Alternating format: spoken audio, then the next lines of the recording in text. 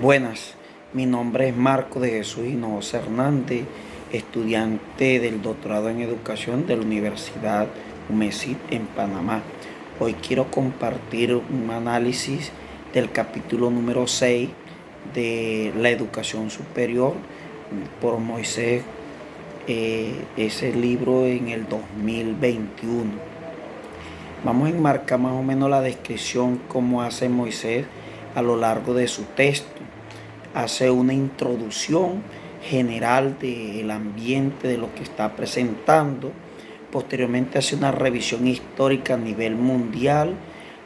en Latinoamérica y en Colombia, de la evolución de la educación superior, lo que pasa en la actualidad. Posteriormente remite a la situación de la parte privada y lo público. Posteriormente aterriza en la parte rural y por último habla de una educación para el trabajo. Entonces vamos a mirar un análisis de esa postura que hace el autor de este libro, La Educación Superior, donde enmarca todo ese argumento basado en la relación y la importancia que ha tenido para la humanidad y cómo ha ido evolucionando a lo largo de la historia en los momentos históricos, sociales, económicos, desde la antigüedad en las diferentes culturas, en las culturas occidentales, orientales, y cómo ha ido pasando y ha ido trascendiendo a lo largo de la historia. Y aterriza lo mismo que ha sucedido acá en América Latina, a partir de cómo surgieron desde la colonia esas diferentes posturas y la creación de las diferentes universidades o escuelas superiores. A medida que va pasando ese tiempo, se enmarca cómo ha evolucionado y cómo ha impactado la educación en los diferentes entes políticos y cómo ha entrado a resolver las circunstancias de las necesidades de los diferentes sectores populares, económicos, para resolver todas esas problemáticas, engrosar la productividad y la parte formal de las profesiones que se necesitaban y cómo la iglesia tuvo su impacto. En América Latina y en Colombia, cómo se enmarca en el crecimiento a medida que van pasando los años y cómo se da ese vuelco para ofrecer en una tendencia creciente de la economía para abarcar todos los campos de la productividad.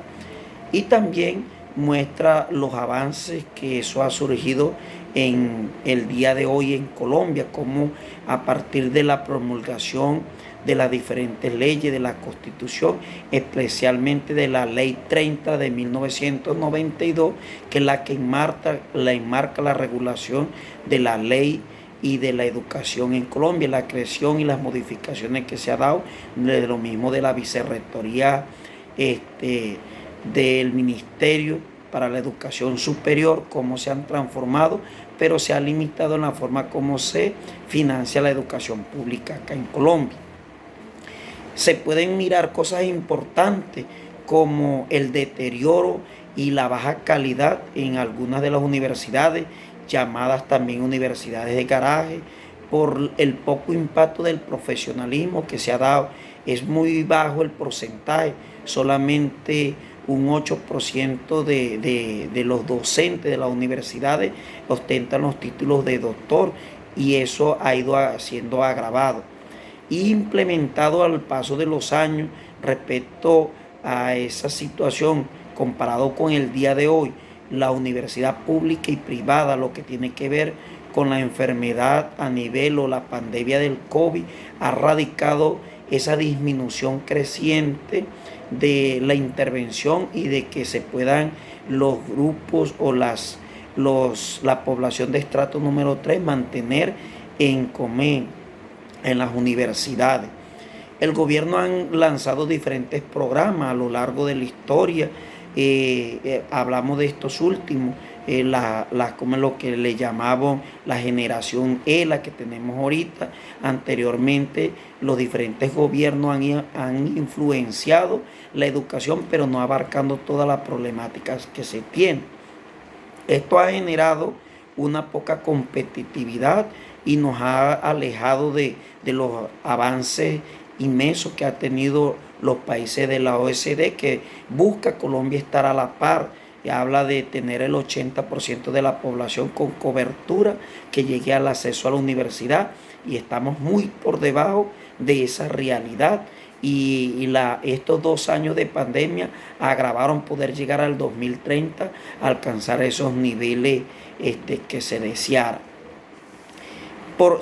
Y agravando más la situación en la parte de la ruralidad, especialmente acá en el entorno, por lo menos donde yo laboro como rector, que es una parte rural,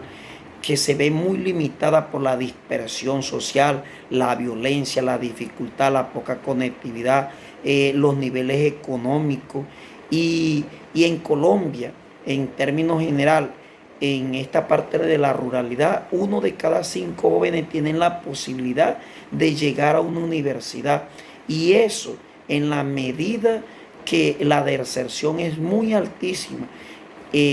Prácticamente el campo y la educación superior prácticamente son dos